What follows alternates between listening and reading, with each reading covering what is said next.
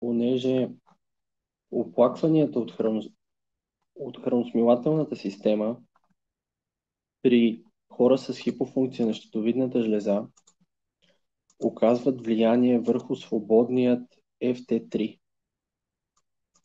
защото около 20% от FT3, който се движи в кръвта, идва именно от храносмилането. Защо? Защото, както и преди съм показвал, ще нарисувам и сега, FT4 минава в FT3 в клетката. Оказва влияние в нея, т.е. забързва метаболизма и след като свърши този ефект, той напуска тази клетка и излиза в кръвта, в съдовете.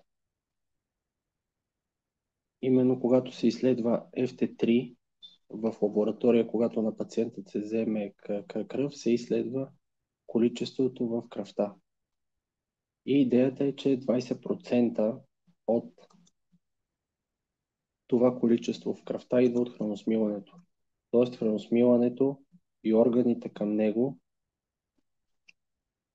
са с много ключово значение за това човек да няма оплаквания и да се чувства добре и щитовидната му жлеза да работи добре.